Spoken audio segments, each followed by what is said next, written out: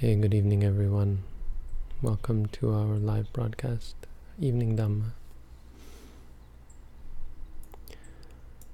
Today we're looking at the third noble truth,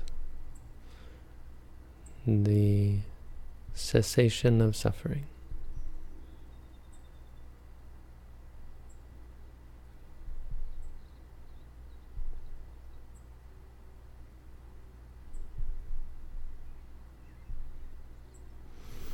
As a general concept, of course, the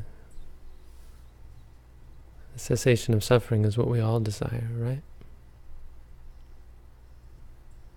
You may not have even thought about it, but it sounds good. Sounds about right. Yes, that's why I came to learn about Buddhism. That's why I'm interested in spirituality, is in whatever way things are wrong, I want to free myself from that. I want to right the wrong, escape the pain, the stress, the suffering. So this is the goal. In a general sense, it's what we all desire. It's really the most important, and framing it negatively like this is, I think, really important. I mean, some people try to talk about Buddhism as they try to say, well, it can go either way. Buddhism is also the way to find true happiness, but framing it as freedom from suffering is important, because once the suffering is gone, you don't have to speak about happiness. Once the suffering is gone, all that's left is happiness. On the other hand, if you speak about happiness, it's problematic, because the feeling happy, happy feelings are not permanent. They're not constant. It's not possible to have a happy feeling all the time. So when you talk about it as the cessation of suffering, it makes more sense. And then you're left with times where you're not happy, but you're never left with times where you're unhappy. And it's fine to be not happy sometimes, right? We don't have to be. No one, I think, really strives to be happy all the time. It would be enough if we weren't unhappy anytime, right? Sometimes you're just content, peaceful. So I think it's easier to understand. I think you get the wrong idea if you think of finding permanent happiness, even though it's phrased in that way, and it can be phrased. It's just a question of what you mean by happiness. But the Buddha talked about the cessation of suffering, and so that's what we teach. That's what we look for. That's what we strive for. But I say in a general sense, because when it gets to the specifics and the actual definition of what it means, it gets a little bit scary.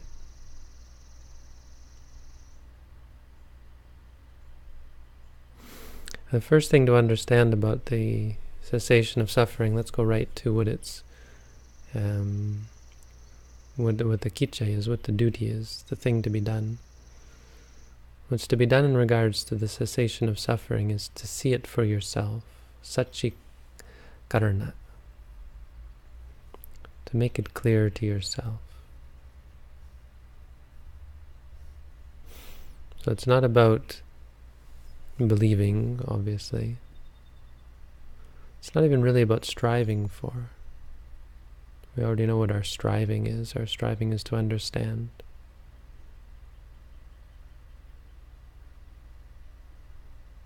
When you understand suffering, so the cause of suffering is removed, and there comes about the cessation of suffering. So the Buddha described the third noble truth as with the complete cessation and disenchantment. Asesa viraga nirodha. The cessation without remainder.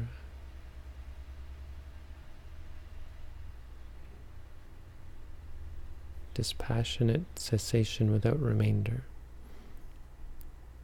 Without any remainder of craving, of that craving that we talked about yesterday.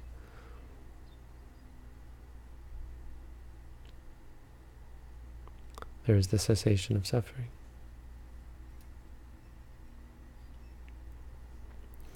But when we talk about the specifics of it, what we mean is not simply, I mean, that's in a general sense, that's the theory. If we stopped clinging to things, well, there'd be less disappointment. Craving and disappointment go hand in hand, as we talked about last night. You want, and the wanting increases until you don't get it. And then there's a period of disappointment that sort of stabilizes the wanting, and then when the disappointment ends, you strive for it again. Go, go, go, go. Crash. Go. And again we crash like this. And we strive throughout our lives, successfully, unsuccessfully, to avoid the crashes. And so our craving builds and builds, unless we find ways to temper it. You know, there are people who find ways to, to be kind, and they start to realize higher things. And they start to give up craving. Another thing is experience, without even practicing Buddhism. Simply through experiencing this truth that, craving builds and builds and builds. It's not just Buddhists, but old people as they get older, in many cases, moderate and even reduce their craving. Why? Because they've seen that it causes suffering. But that's not actually the goal in Buddhism. It's not just to be, oh well, now I'm living my life without suffering. The cessation of suffering is Nibbana. It's the complete cessation of dukkha. And so here we have to get a technical, and we have to be a little more specific about what we mean by dukkha. I said it's not always meant to mean suffering. But I think in an ultimate analysis, what you have to say about sankhara, about our experiences, it's not only that they're not satisfying, but that they are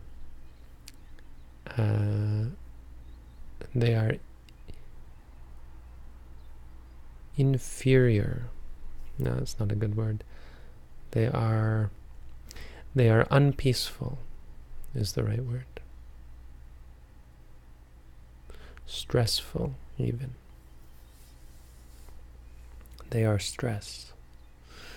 Arisen experience is inferior. The Buddha's used that sort of terminology to the cessation, to the non-arising. Non-arising is better than arising. This is where it starts to get scary, because this is the sort of thing that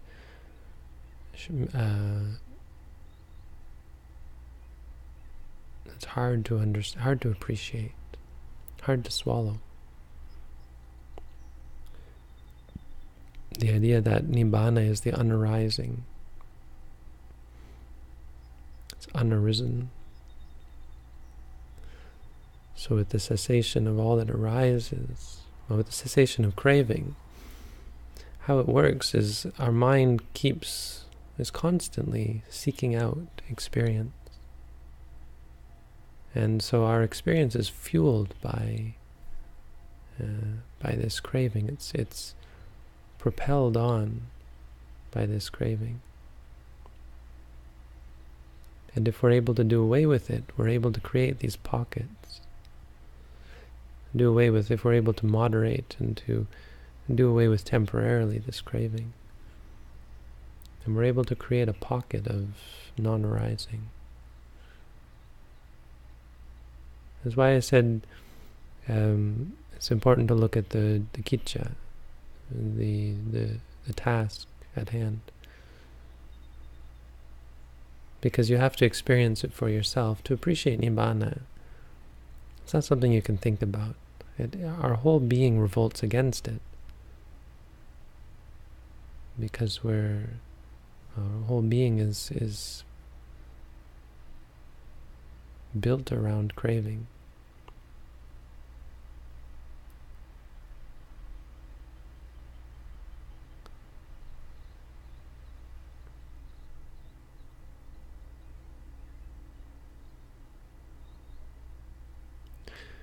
And so it's a matter of seeing it for yourself. I mean, it's a great thing about the Buddha's teaching in general, is that you can disagree with it all you want, but it's true. And anything that's true stands up to the test of investigation. All of the Four Noble Truths, they're hard to stomach, they're hard to understand, they're hard to appreciate, but they're true. And they don't sound like anything we've ever heard, they don't sound intuitively right. Of course they don't, because our whole being, even our intuition, is based around craving. It's built around it. We're born because of craving. Our whole paradigm of looking at the world is craving. It's how we look. What do you like? What do you dislike? That's what it's all about for us.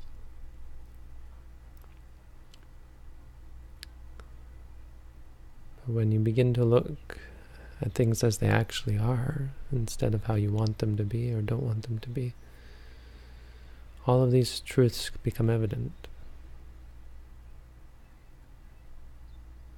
Until eventually the third truth becomes evident, and you see you experience the cessation of sankhara. Because all arisen phenomena are dukkha. They're not just unsatisfying, and they're not just suffering when you cling to them. They're suffering when they arise. So the question then is, does that mean an arahant suffers? And so this is the thing, is how do you translate this? An arahant, one way of saying it is an arahant, of course, doesn't suffer. It's called saupadhisesa nibbana. There's still remaining sankhara, but there's no craving for them, and so one doesn't cling to them. So that is nibbana. That is a way of looking at it. But the experience of nibbana, anupadhisesa nibbana, is when all sankharas cease, nirodha. So technically, in another way, you could say an arahant does suffer. They suffer not mentally, but they suffer in the sense of having to put up with that which is stressful, that which is unpeaceful. And because an arahant knows these things are unpeaceful, it doesn't see any use for them or benefit to them. Why an arahant is not reborn is because an arahant sees that all arisen phenomena are worthless.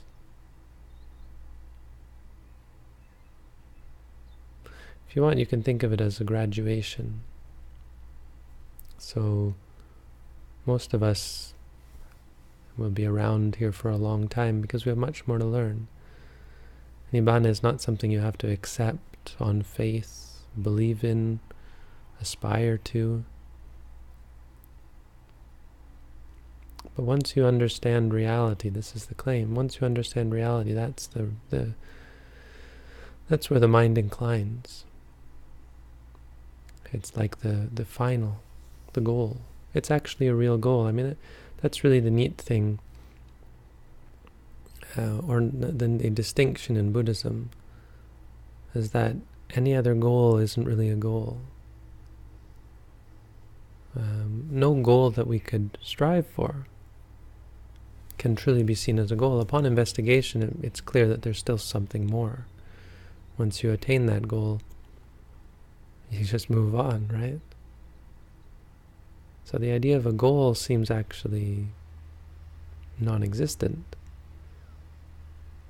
And in a sense, the goal is non-existent. It exists, but it's non-existent in the sense of non-arising.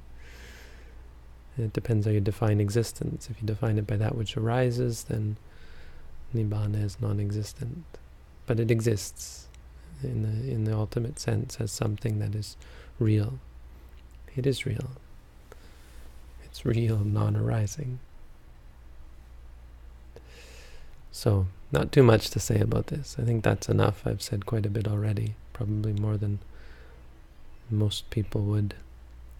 But that's a little bit of information and trying to understand Nibbana, and a caution not to focus too much on it as something to obsess over or worry about. Gee, do I really want to experience it? Do I really want that as my goal? Of course we do. We all do. We want to be free from suffering. And if that's enough, if that's true, then that's enough. The question of what that means is not something you should worry about. Because you'll only realize it when you really want to, when you're really ready for it, when it's really clear to you that this is happiness, this is peace. Etang santang etang panitang. This is peaceful, this is subtle, refined. So there's the Dhamma for tonight. Thank you all for tuning in. And now go to the questions section. We have 2 questions tonight. My question is on the second noble truth. If craving or wanting causes suffering, then how could we achieve anything in life? A strong desire is required to achieve anything. Either you want to attain nirvana or to become rich or anything. Please throw some more light on it.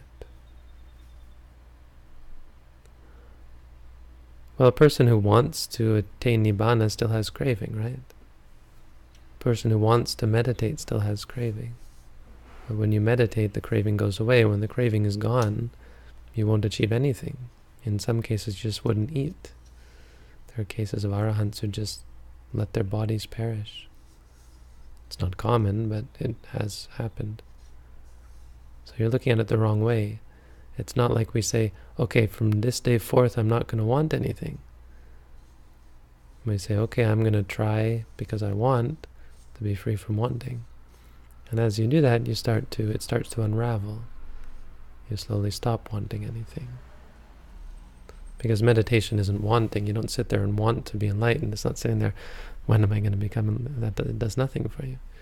But suppose you want to meditate. Well, then you go and meditate. And when you meditate, there's no wanting. Or there's the gradual realization that wanting is the cause of suffering. Once you realize that, the wanting goes away. I mean, this is a question people ask a lot, and it's really intellectual. It isn't at all how it works in practice.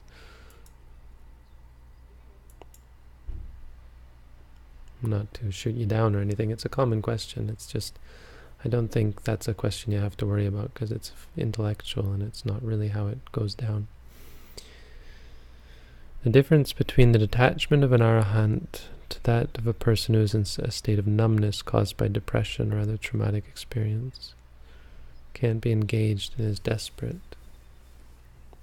Therefore, give up clinging to anything joyful or other. Well, they cling to that state. They cling to their depression. They wish to be free from it. They cling to the fear. They cling to all sorts of things. They cling to disliking. State of numbness. I mean, there are many states that are concentrated and focused, but it's not really numb. If such a person were to begin to be mindful, there would be a lot of things come up. It's completely different. An arahant has looked through themselves and has no attachment, has understanding. They understand themselves thoroughly. It's not that they don't have any attachment, it's that they're unable to give rise to attachment. That person that you're talking about, if they were to begin to be mindful, they'd see a ton of attachment come out. We tend to find ways to get in a rut. It's not happiness, but it's bearable. And it's pretty awful, really, once you become mindful of it. You see how stressful and unpleasant it was.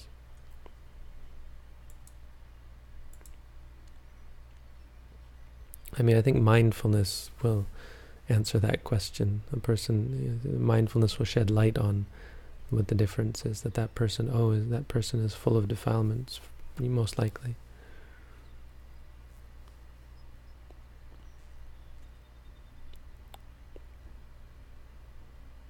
Okay, well, that's all for tonight. Thank you all for tuning in. Have a good night.